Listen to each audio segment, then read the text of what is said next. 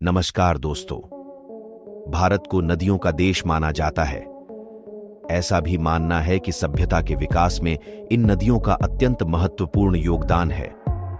प्राचीन समय से ही भारत में नदियों को पूजनीय भी माना जाता रहा है। कई नदियों जैसे गंगा नदी के बारे में ऐसी भी मान्यताएं हैं कि इनमें डुबकी लगाने मात्र से मनुष्य को उनके की पापों से मुक्ति मिलती है। भारत की विभिन्न नदियों का अपना खास महत्व है। एक ही नदी को अलग अलग स्थानों पर अलग अलग नामों से जाना जाता है। बांग्लादेश में प्रवेश करने पर गंगा को पद्मा नदी के नाम से जाना जाता है।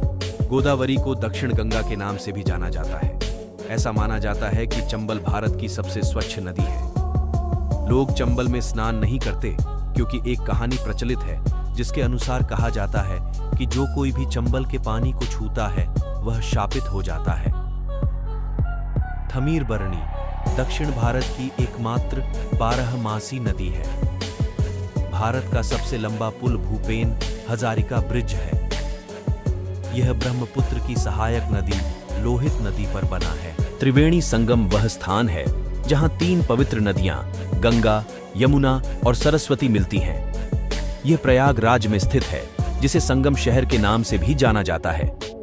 भागीरथी नदी पर टिहरी बांध भारत का सबसे बड़ा, सबसे ऊंचा बांध है और उत्तराखंड में स्थित दुनिया का 8वां सबसे ऊंचा बांध भी है। गंगा और ब्रह्मपुत्र मिलकर दुनिया का सबसे बड़ा डेल्टा बनाते हैं, सुंदरबन डेल्टा।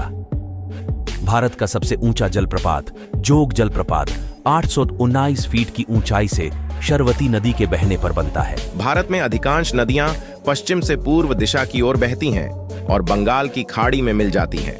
नर्मदा, ताप्ती और साबरमती जैसी कुछ ही नदियां पूर्व से पश्चिम दिशा की ओर बहती हैं। राजस्थान में बहने वाली 2 प्रमुख नदियां लूनी और बनास में अंतर्देशीय जल निकासी इनलैंड वाटर ड्रेनेज है, अर्थात वे समुद्र में खाली नहीं होती हैं बल्कि रेत में खो जाती है। यमुना भारत की सबसे प्रदूषित नदी है। सिंधु, झेलम, रावी और सतलुज ऐसी नदियां हैं जो भारत से निकलती हैं और पाकिस्तान में बहती हैं। ब्रह्मपुत्र नदी को चीन में यारलुंग सांगपो, अरुणाचल प्रदेश में दिहांग और बांग्लादेश में जमुना के नाम से जाना जाता है। ब्रह्मपुत्र डिस्चार्ज के हिसाब से दुनिया की 9वीं सबसे बड़ी और 15वीं सबसे लंबी नदी है। महानदी को ओडिशा के संकट के रूप में जाना जाता था क्योंकि इससे राज्य में बहुत बाढ़ आती थी। महानदी पर हीराकुंड बांध बनाकर स्थिति पर काबू पा लिया गया है।